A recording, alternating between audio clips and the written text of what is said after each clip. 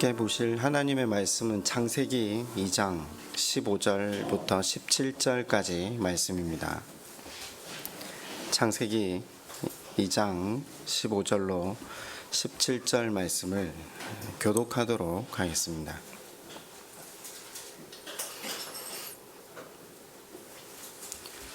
여호와 하나님이 그 사람을 이끌어 에덴 동산에 두어 그것을 경작하며 지키게 하시고 동산 함께 봅니다. 선악을 알게 하는 나무의 열매는 먹지 말라. 내가 먹는 날에는 반드시 죽으리라 하시니라. 아멘. 진리가 자유케 한다. 교회를 다니신 분들이라면 어릴 때부터 귀에 못이 박히도록 들었던 말씀이 아닐까 합니다. 진리가 여러분을 자유케 합니까?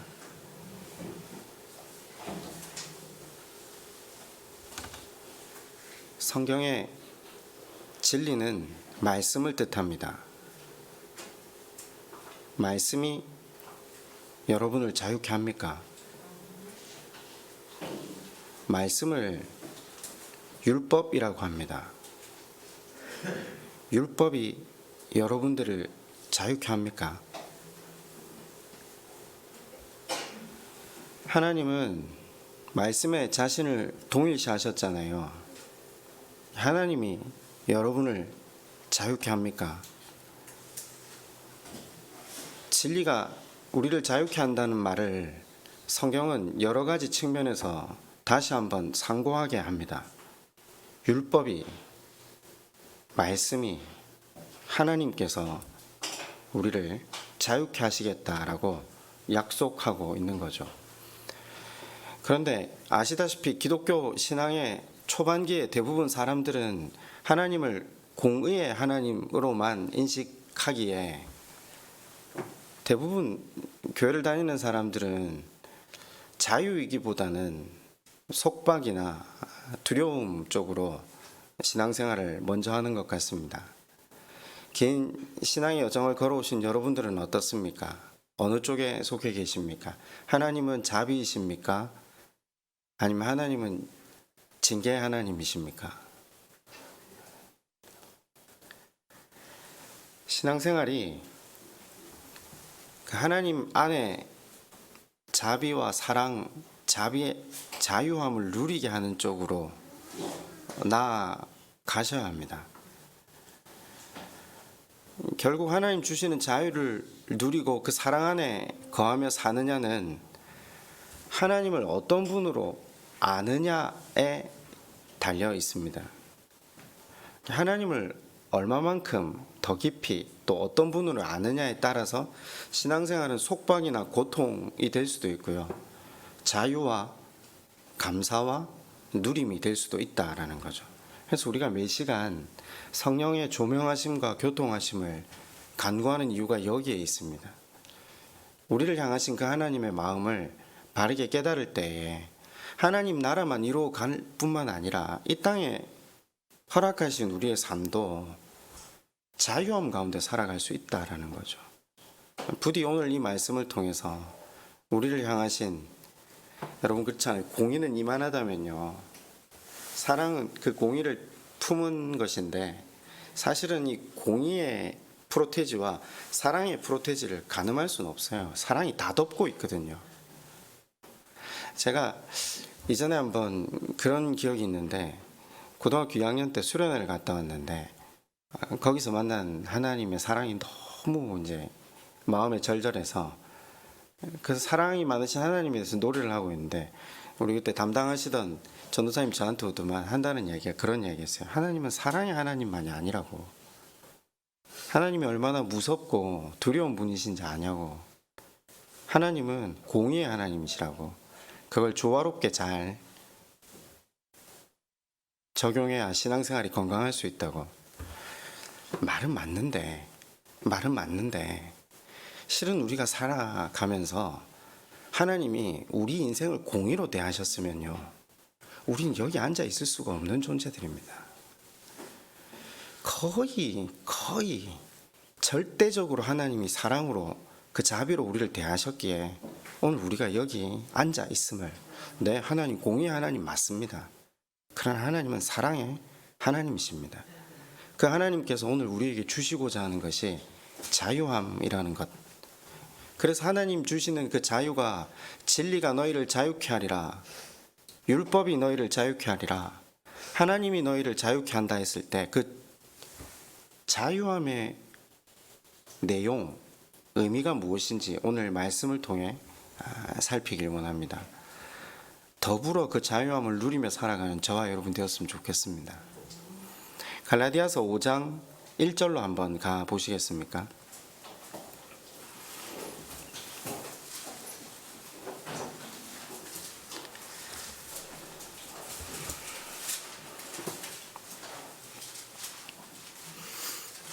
갈라디아서 5장 1절입니다.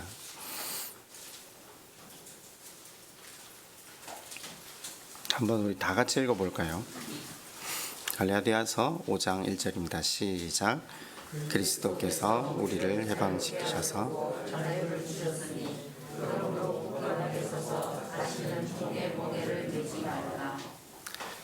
제가 쉬운 성경으로 한번 더 읽어드릴게요. 그리스도께서 우리를 해방시키셔서 우리가 자유롭게 되었습니다. 그러므로 굳게 서서 다시는 율법의 종이 되지 마십시오. 하나님은 우리로 이 땅에서 자유하고 복되게 살게 하시려고 율법을 주셨습니다. 자유하게 하려고 주신 율법이기에 율법에 매여 종이 되지 말라고 이야기를 하시는 거죠. 이 말의 뉘앙스가 이해되시는 시간이 되었으면 좋겠습니다. 시선이 어디를 향하는가에 따라서 말씀이 자유가 될 수도 있고요, 말씀이 속박이 되어 올무에 매어 살아갈 수도 있다라는 거죠. 하나님의 그 의도를 알면 속박이 아닌 누리게 하신 그 자유를 누릴 수 있기에 하나님이 주시려는 자유의 내용이 먼저 무엇인지를 살펴보려고 합니다. 먼저 화두를 하나 던져볼게요. 한번 생각하시면서 설교로 들어가면 좋겠어요. 우리 모두가 자동차는 타시잖아요. 운전을 하시든 운전석에 앉든 도로에 나가면 제일 먼저 보이는 선이 하나 있죠. 도로 한가운데를 가로지르는 노란색 중앙선입니다. 여러분 한번 여쭤봅시다. 그 중앙선이 여러분에게 속박입니까? 자유입니까? 참 애매하죠. 그 중앙선을 보시면서 이걸 나를 제한하고 나의 한계로 다가와서 내가 무한한 자유를 누리기 위해 반대편 차선으로 넘어가 보신 분 혹시 계십니까? 이정용 목사님 대답 안 하시는데 저와 이정용 목사님은 넘어가 본 적이 있습니다. 울산교회 앞에서 한번 자유를 누리자. 여러분, 그런데 우리는 아무도 이 중앙선을 보면서 이것이 속박이거나 한계라고 생각하는 사람은 잘 없을 겁니다. 왜냐? 그 법을 지킴으로 인해 나의 안전과 서로의 행복을 보존한다는 것을 우리가 누구보다 잘 알고 있기 때문이죠. 율법이 이와 같다는 겁니다. 당연히 우리가 일상에서 누리는 자유도 실은 한계가 있는 자유라는 거죠. 아니, 생각해 보세요. 중앙선을 지켜서 그 유익이 누구에게로 돌아간다고 생각합니까? 중앙선을 지키는 이유가 무엇입니까? 국가를 위해서입니까? 아니죠. 나 자신을 위해서죠. 잘못 지켰을 때 벌금을 내기도 하지만 지키는 이유는 나를 위해서거든요. 율법을 지키는 이유가 누구를 위해서라고요? 하나님을 위해서 아닙니다. 나를 위해서입니다. 사람이 이 땅에 살아가는 자유가 율법 안에서 보장되어진 자유라는 것을 볼 때 실은 신앙생활을 하는 틀만 율법 안에서 보장되어진 자유가 아니라 살아가는 모든 삶이 제한된 자유 가운데 살아간다는 것을 보셔야 합니다. 물론 갸우뚱하실 수 있죠. 왜냐, 우리는 자유라는 말에 대한 오해를 가지고 살아가기 때문이죠. 사람들이 오해하는 게 뭡니까? 한계가 없는 것이 자유라고 생각하거든요. 그죠? 한계가 없어야 자유지. 그도 그럴 것이 세상 사전은 이렇게 자유를 정의하고 있습니다. 외부적인 구속이나 무엇에도 얽매이지 않고 자기 마음대로 할 수 있는 상태. 구속이나 얽매임 없이 자기 마음대로 할 수 있는 상태. 세상 사전을 보면서 하나 놓치고 있는 게 있다라는 생각을 했습니다. 구속이나 얽매임 없이 자기 마음대로 할 수 있는 상태는 방종이지 자유가 아닙니다. 내가 내 원하는 대로 모든 것을 하면 상대방의 삶이나 상대방의 생존권을 해치게 되지 않습니까? 실은 세상의 사전이 완전하게 놓치고 있는 부분이 뭐냐면요, 인간은 태생적으로 자유에 있어 한계를 명확하게 타고난다는 겁니다. 그렇잖아요. 여러분 한계투성이로 태어나지 않았습니까? 여러분 태어날 때부터 자유롭게 태어나셨습니까? 부모 선택할 수 있었습니까? 피부 색깔 선택할 수 있었습니까? 나라 선택할 수 있습니까? 건강 상태 선택할 수 있습니까? 외모 선택 못 하잖아요. 지식 수준, 모든 것이 일방적으로 주어져서 나온 겁니다. 자유롭게 온 것도 아니지만 실은 또 갈 때도 자유롭게 갈 수도 없습니다. 돈이 많다고 더 오래 사냐? 건강하다고 더 오래 사냐? 그것도 아니라는 거 우리가 잘 알잖아요. 부르시면 가야 하는 철저하게 제한된 자유를 누리면서 살아가는 것이 모든 인간에게 주어진 한계입니다. 태어날 때, 죽을 때뿐만 아니라 살아오면서도 물론 그렇게 생각하실 수도 있겠지만 가만히 들여다보면요, 자유롭게 선택하며 산 적이 없습니다. 그렇지 않습니까? 자유롭게 선택하고 결정했다고 생각하는 일들조차도 실은 이미 주어진 환경과 조건 안에서, 시간과 공간 안에서 누린 제한적인 자유였습니다. 그러니까 우리가 누리는 자유는 한계가 있는 자유라는 거죠. 인생이 누리고 있는 자유함이라는 것이 한계가 있는 자유라는 겁니다. 한계 없는 자유는 없다는 것을 눈치채셔야 됩니다. 그러면 이제 다시 한번 오늘 설교의 제목으로 돌아와 볼까요? 진리가 자유케 한다. 율법이 자유케 한다. 하나님이 자유케 한다. 오늘 우리가 읽은 이 본문은요, 하나님께서 지으신 인간에게 소명을 주시는 장면이거든요. 소명이 주어짐과 동시에 자유가 함께 주어지고 있음을 보셔야 합니다. 그러니까 소명이라는 것 자체가 인간이 살아가는 삶의 울타리가 되고 터전이 되고 제한인 것 같지만 하나님의 보호하심 안에 살아가는 자유를 누릴 수 있다라는 것을 성경은 이야기하는데, 그것이 첫 번째 하나님 나라로, 완전한 하나님 나라로 우리에게 예표되는 것이 에덴 동산이었습니다. 에덴 동산의 뜻은, 에덴이라는 말은 기쁨이라는 뜻이거든요. 하나님께서 두 사람을 창조하시고 부부로 묶으셔서 에덴, 기쁨 안에 두신 이유 자체가 기쁘게 하시려고요. 복되게 하시려고요. 인간에게 그 자유를 누리게 하시려고 하나님이 이 에덴 동산에 두 사람을 두신 거죠. 이 동산의 개념이 뭐라고요?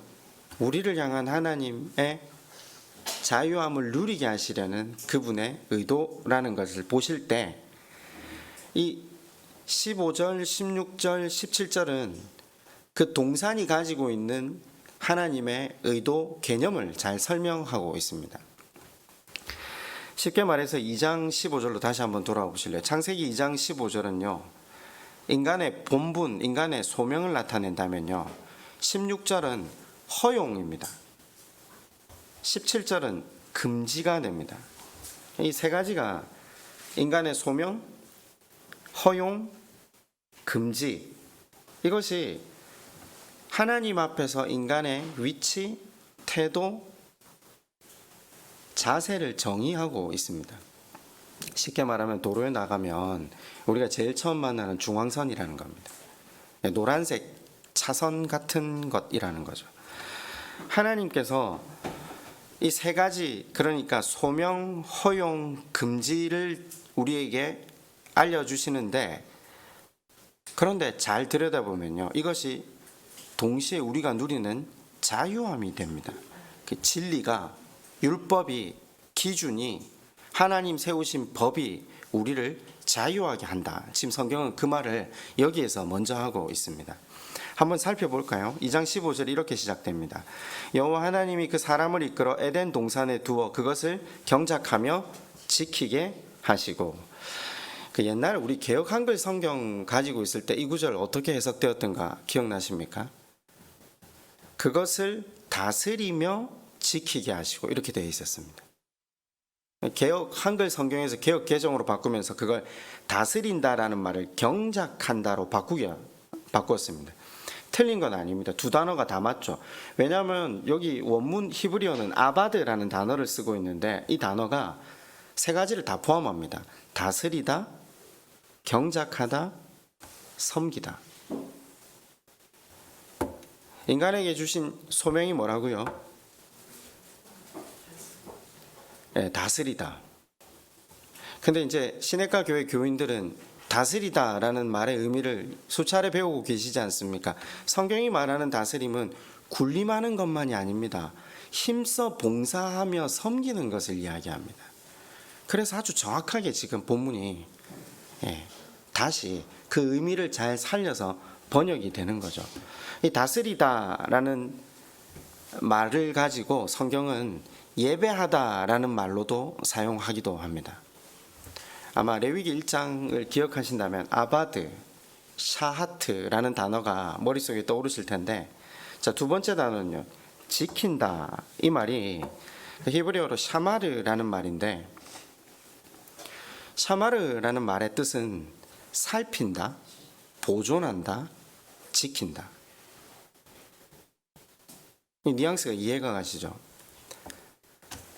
앞에 다스리는 것처럼 같은 선상의 이야기입니다. 살피고 보존하고 애정을 가지고 잘 돌보는 겁니다.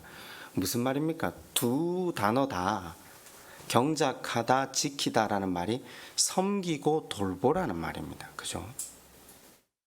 인간의 소명이 뭐라고요? 맡기신 생명들을 섬기고 돌보는 것. 하나님 말씀을 지켜 순종하는 것. 그죠? 그것이 바꾸어 말하면 예배가 되지 않겠습니까? 하나님을 경배하는 것이지 않습니까? 하나님이 참 인간됨의 목적으로 주신 소명은 다른 일이 아니라 섬기고 돌보는 것입니다. 그것을 바꾸어 말해서 예배와 순종의 삶이라고 표현하고 있는 거죠, 성경은. 여러분, 그 인생, 인간을 다른 말로 표현하면 그 인간의 본질이 생명 아닙니까? 그 생명을 한자를 파자에서 보면 날 생자에 명령할 명이거든요. 명령이 살아있게 한다라는 말입니다. 인생의 본질이 명령이 살아있게 한다. 중국 갑골 문자를 보면 성경의 의미들이 참 많이 숨어 있다는 것을 우리는 볼 수 있는데, 누구의 명령입니까? 위로부터 내리신 하나님의 명령이 살아있게 하는 것이 인간의 소명이라고 이야기를 하는 거죠. 예배와 순종의 삶을 살지 못하는 것은 명령을 살아있게 하지 못하는 거니까 살아있어도 사는 게 아니라는 게 됩니다. 하나님 말씀을 중심으로 살지 않고 자기 중심으로 사는 것은 명령이 살아있게 하지 못하는 것이기에 예수님께서 그렇게 신약 시대에 오셔서 사람들에게 그 자기 중심인 것이 왜 무서운 일이고 하나님 나라와 무관하게 되는 일인지를 꾸짖으셨던 이유이기도 합니다. 인생을 지으신 하나님께서 우리에게 명하신 것은 예배입니다. 하나님과의 교제입니다. 말씀에 순종하는 것이 그분과의 교통이고 그분 안에 살아가는 것이 되기 때문이죠. 예배하고 말씀에 순종할 때 에덴에 자유가 주어진다는 것을 보실 수 있어야 됩니다. 그 다음에 오는 것이 16절이 허락이라고 말씀을 드렸잖아요. 하나님 주신 자유함, 복을 누리는데 조건이 있다는 것을 15절이 이야기했다면요, 16절은 이렇게 명합니다.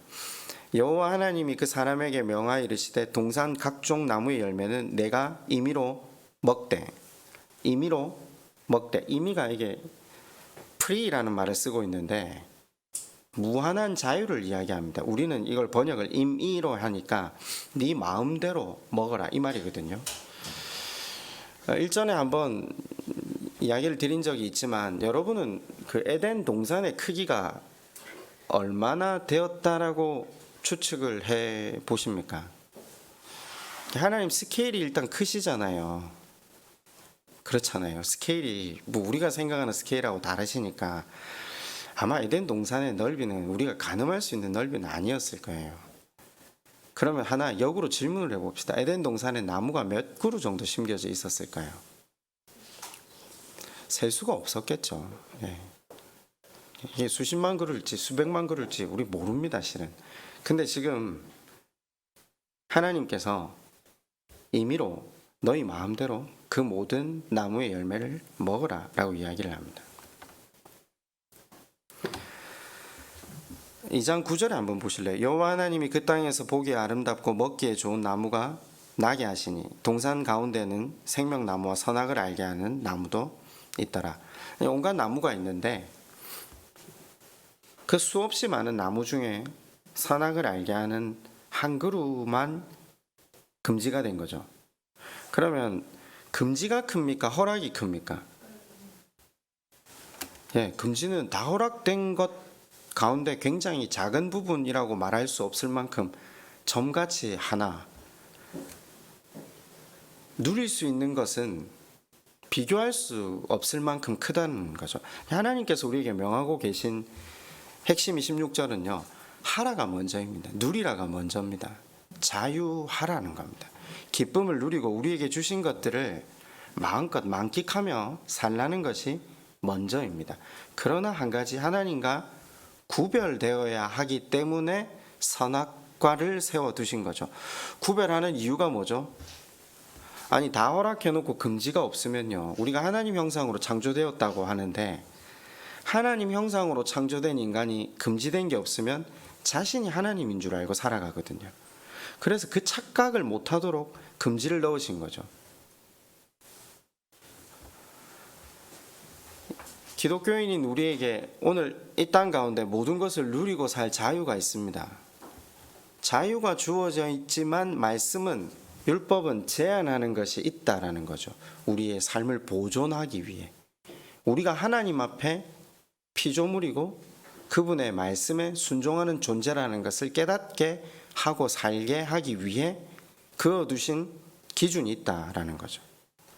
그런데 기준이나 법이 더 높이 있는 것 같습니까? 허용이 더 높이 있는 것 같습니까? 이걸 시선을 이제 우리가 잘 보자는 거죠. 내 울타리 안에서 내가 쳐놓은, 내가 보호하는, 내가 백그라운드가 되는 이 동산 안에서 나와의 바른 관계 속에서 무한한 자유를 보장해 주겠다라는 겁니다. 우리가 잘 아는 레위기는 율법서라고 하잖아요.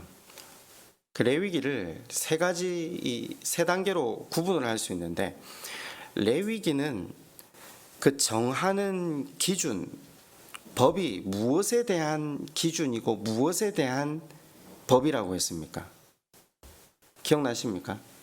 하나님과의 관계를 위한 기준, 법. 1장부터 10장까지는 성막을 중심으로 그분과 어떻게 관계를 바르게 맺을 것인가 였다면요, 11장부터 15장에서는 가정에서 어떻게 바른 관계를 맺을 것인가를 설명하고요, 17장에서 마지막 27장까지는 공동체 가운데 살아가는 기준, 원칙, 공동체 이웃과의 사람들과의 관계를 어떻게 맺을 건가라는 것에 대한 기준, 원칙으로 다가오는 거죠. 사실 레위기가 율법서라고 이야기는 하지만 관계를 위해 주어진 책입니다.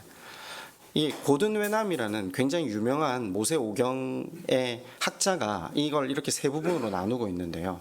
그분은 이런 말씀도 덧붙이시더라고요.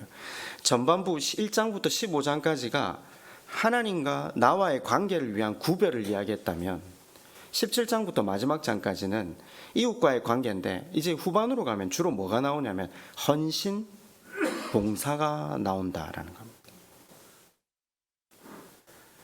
그것이 우리가 서로 사랑하고 섬기며 살 때 우리 자신을 행복하게 할 수 있는 중앙선 같은 역할을 한다라는 거죠.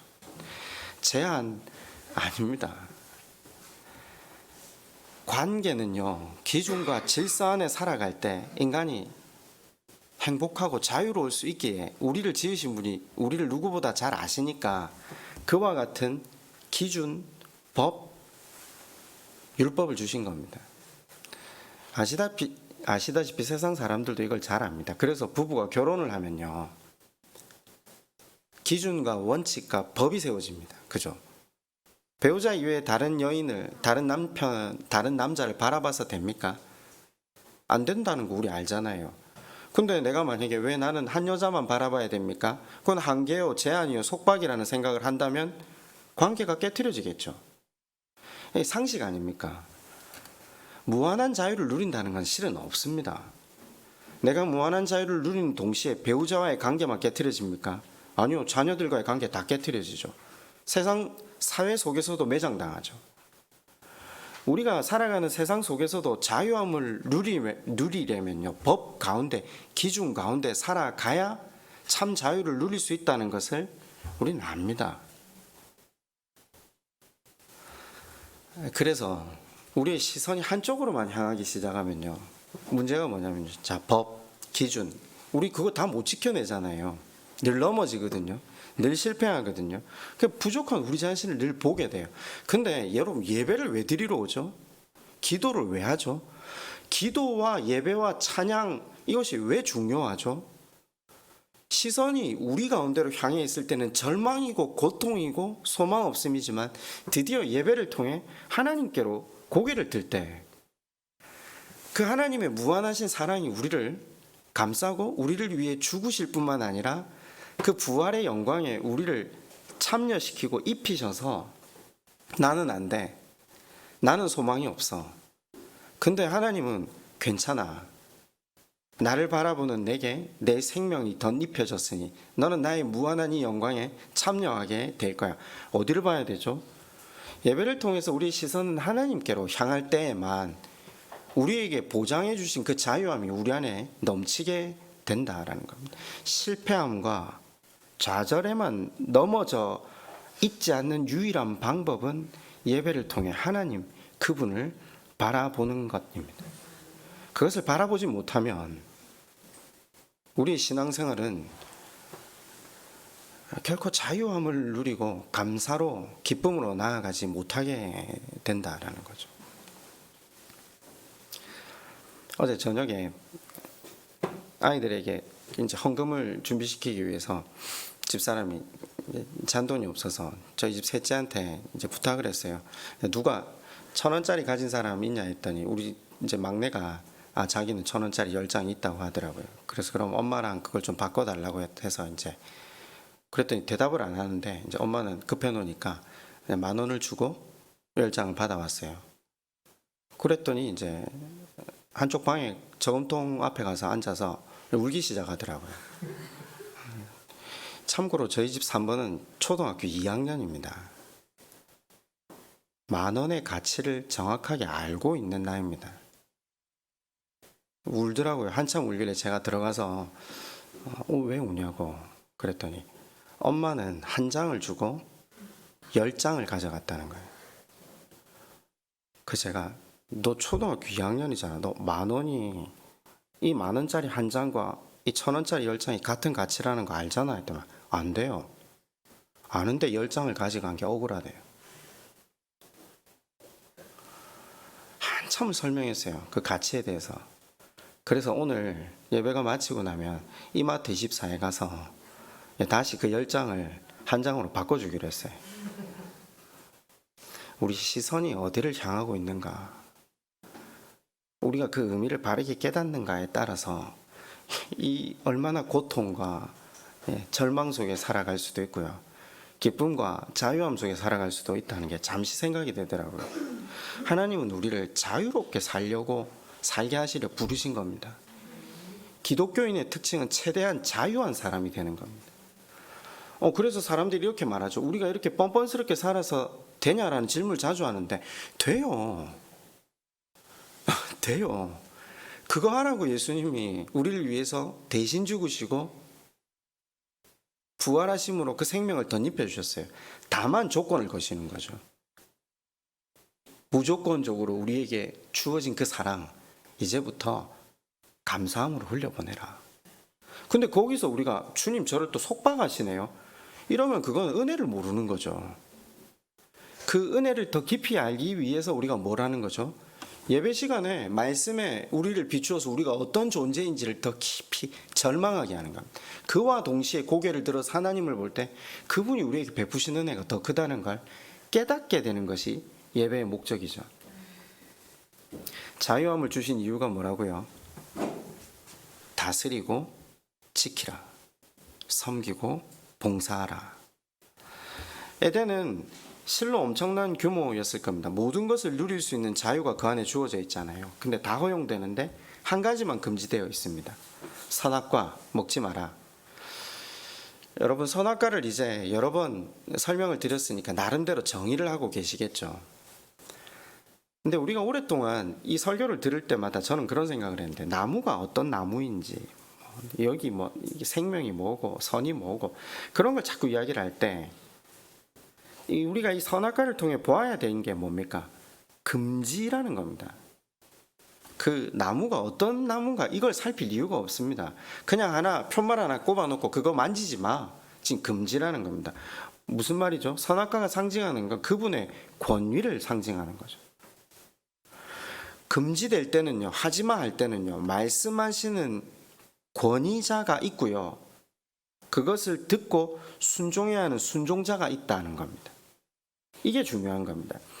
그러면 실은 선악과는 뭐죠? 율법이고 말씀입니다. 말씀이라는 매개체를 통해 이것이 금지되고 있다는 거죠. 선악을 알게 하는 나무가 어떤 나무였느냐, 이게 중요한 거 아닙니다. 뭐가 선이고 무엇이 악이냐, 이건 중요하겠죠. 그러면 성경이 말하는 선은 뭐죠? 성경이 말하는 선은 히브리어로 토브라고 하는데, 이걸 어떻게 우리나라 말은 번역해 두었냐면요, 하나님이 보시기에 좋았더라 라고 번역을 해 두었습니다. 이게 선입니다. 우리는 자꾸 하나님이 자기가 지어놓으신 그 어떤 자연 만물을 보시면서 거기에 흠뻑 도취되어서 와, 이거 정말 예쁘다, 그런 말 아니라고 말씀을 드렸습니다. 이것이 기준이다, 지금 그 표현입니다. 우리말 표현이 그걸 우리로 오해하게 만들었지만 아니요, 하나님이 보시기에 좋았더라, 이거 선입니다. 이게 기준이라는 겁니다. 첫째 날 이걸 만드시고 하나님이 보시기에 좋았더라, 이건 무슨 말이죠? 이것이 기준이다. 바다는 모래를 절대 넘어서지 못한다. 하나님이 그어두신 그 이상은 악, 그 이하도 악, 내가 명령한 것 지키다. 거기서 더하거나 빼면 악이라는 것. 그래서 선악과는 에덴 동산 맨 한가운데 눈에 띄는 자리에 서 있습니다. 이유가 뭐죠? 살면서 하나님의 말씀을, 명령을 잊지 않도록 하게 하기 위해서. 다닐 때마다 보면서 하나님이 저거 먹지 말랬지, 안 먹어야지 되겠네, 그게 뭡니까? 선입니다. 기준을 지키는 것. 그걸 먹으면요, 악입니다. 여러분 아시다시피 선악과를 먹어서 선과 악을 알게 됐습니까? 아니죠. 서 있는 것 자체로 선과 악을 아는 거죠. 하나님의 기준. 사단은 거짓말을 하죠. 정령 그것을 먹는 날에 너희가 하나님이 되리라. 그럼 물론 맞아요. 기준을 내가 세우면 하나님이 내가 되는 거죠. 근데 하나님은 뭐라고 명령하셨죠? 그거 먹으면 죽는다고 했죠. 하나님 거짓말 하셨어요? 영적 죽음이죠. 하나님과의 분리죠. 관계가 깨어짐이니까 의도하신 바가 있었다는 거죠. 근데 사단은 하나님과 같이 되라고 날마다 우리를 유혹합니다. 우리 삶에 심겨진 선악과는 뭐죠?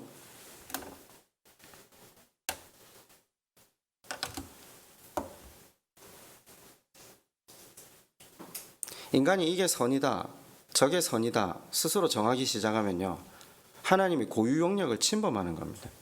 그게 스스로 하나님이 되기 시작하는 거거든요. 그러니까 자기 중심이 왜 성경이 제일 우려하는 문제인지 계속해서 보실 수 있어야 됩니다. 모든 나무와 좋은 열매는 마음대로 먹게 하셨다. 그게 몇 천 그루일지 몇만 그루일지 몇십만 그루일지 모르거든요. 근데 딱 한 그루만 금지하신 겁니다. 한계가 있는 자유. 자, 어느 쪽이 크다고요? 자유가 크다고요? 한계가 크다고요? 기본적으로 하나님은 우리에게 자유를 주신 겁니다. 엄청난 자유를 주신 겁니다. 그 자유함을 누리는 속에서 하나님을 바라보며 주께서 주신 명령, 받은 사랑을 흘려보내라는 것밖에 하나님 우리한테 명하신 게 없습니다. 갚을 길 없는 그 사랑, 갚을 길 없는 그 은혜를 흘려보내라. 그러면 하나님을 하나님으로 인정하는 사람들은 당연히 그 받은 은혜를 흘려보내는 것, 그 예수 그리스도가 먼저 주신 그 은혜 받은 길을 걸어가는 것은 응당 당연한 것 아니겠습니까? 그래서 하나님은 이제 더 이상 우리에게 자유하게 하려 주신 그 율법이 우리를 억압하지 않아라라고 갈라디아서 5장 1절을 통해 말하고 있다는 거죠. 제가 다시 한번 읽어드릴게요. 그리스도께서 우리를 자유롭게 하시려 자유를 주셨으니 그러므로 굳건하게 서서 다시는 종의 멍에를 매지 말라. 율법을 주신 이유가, 선악과를 주신 이유가 뭐라고요? 자유하게 하기 위해서요. 그런데 우리 시선이 거기만 향해 있으면요, 율법만 바라보고 있으면요, 한 장만 바라보고 있으면요, 우린 슬프고 고통스러운 거죠. 하나님께서는 상상할 수 없는 자유를 주셨거든요. 그러나 동시에 뚜렷한 한계가 있습니다. 이 한계 안에 머무는 것이 인생의 가장 큰 행복이라는 거죠. 근데 실은 이 한계 안에 잘 머무는 사람들이 없다는 게 문제죠. 야곱처럼 다들 버팅기지 않습니까? 넘어서 안 된다고 이야기하면 괜히 성질이 나요. 나는 이거 넘어가 보고 싶다. 그래서 제가 중앙선을 한번 넘어갔다 이야기를 말씀을 드렸는데, 근데 우리는 그걸 넘어서서는 우리가 결국은 망하는 길이라는 걸, 우리가 결국 그 선을 넘나들어 보잖아요. 넘어보신 적 없으십니까? 하나님 말씀하신 그 제한, 율법, 기준들을 넘어가거든요. 근데 얼마나 관계가 깨어지고 많은 문제들이 우리 삶 가운데 벌어진다는 걸 우리가 몸소 체험한 다음 다시 돌아오지 않습니까? 그러면서 우리가 인정하는 사실이 한 가지죠. 우리는 신이 아니라는 겁니다. 우리는 하나님이 아니라는 겁니다. 우리는 하나님에 의해 창조되었고 그분과 교제하기 위해 지어졌고 그분의 통치 안에 걸어갈 때 우리는 참된 행복을 누릴 수밖에 없는 존재구나. 우리가 가지는 한계, 그어진 선, 그 선악과 한계처럼 보이지만 시간이 지나면 지날수록 분명한 복이구나. 하나님 돌보심 아래 살아가구나. 돌보심 안에 우리에게 위임된 이 자유를 누리라고 하나님이 말씀하시구나. 여러분, 그 창세기 3장 6절에 이런 표현이 나옵니다. 여자가 그 나무를 본즉 먹음직도 하고 보암직도 하고 지혜롭게 할 만큼 탐스럽기도 한 나무인지라. 여자가 보았을 때 보암직도 하고, 그러니까 하나님이 세워놓으신 기준에 대한 여자의 시각을 이야기하죠. 하나님은 보시기에 좋았더라, 이게 선이다라고 했는데 창세기 저자가 이걸 패러디하는 겁니다. 여자님이 보시기에 좋았더라. 여자가 볼 때는, 내가 볼 때는 이것이 더 낫다라고 판단하는 거죠. 우리 삶에 세워두신 선악과는 뭡니까? 우리의 자유와 우리의 행복을 보장하기 위해 하나님이 오늘 우리 삶에 두신 선악과는 뭡니까? 여러분, 이걸 한번 정리함으로 말씀을 맺을까 합니다. 예배입니다. 예배입니다. 우리에게 하나님이 하나님 되심의 의미는 예배를 통해서 우리의 아버지 되심을 증명받으려 세우신 선악과는 예배입니다. 우리는 예배를 이미 배웠잖아요. 레위기 1장에서 예배는 단순히 나의 자주성을 포기하고 예배당에 나와서 정해진 장소에 정해진 시간에 하나님 앞에 나를 제물로 드리는 것, 거기서 한 차원 더 뛰어넘는 겁니다. 거기 안에 기도가 있고요, 찬양이 있고요, 헌금이 있습니다. 이 모든 것을 통해서 하나님이 우리에게 거두신 그 명령에 순종함으로 하나님이 주시는 참 자유함을 누리게 하기 위해 엄밀히 말하면 예배는 하나님을 위한 게 아닙니다. 우리 자신을 생명답게 살게 하기 위한, 우리 자신이 이 땅에 주신 이 생명이 자유함을 누리고 복을 누리게 하기 위한 하나님과의 관계, 수단이 예배라는 것을 기억하셔야 됩니다. 이걸 착각하고 하나님을 위한답시고 지키기 시작할 때 율법주의가 됩니다. 이미 무한한 사랑을 베푸시고 하나님 나라를 이루셨거든요. 우리 안에 주셨잖아요. 그것에 감사해서 주신 하나님 나라를 완전히 이루기 위해 또 이 땅에 주어진 생명의 시간들을 복되고 자유롭게 살게 하기 위해 예배함으로 나아가는 겁니다. 모쪼록 여자님이 보시기에 좋았더라, 남자님이 보시기에 좋았다, 여러분 생각보다 하나님의 생각이 크고 높으시고 지혜로우심을 인정하고 선악과 앞에 그 말씀의 기준을 따라 걸어가셔서 주신 하나님의 자유함을 누리시며 살아가시는 시냇가 교우들 되시기를 주님의 이름으로 축원드립니다. 우리 한번 기도할까요?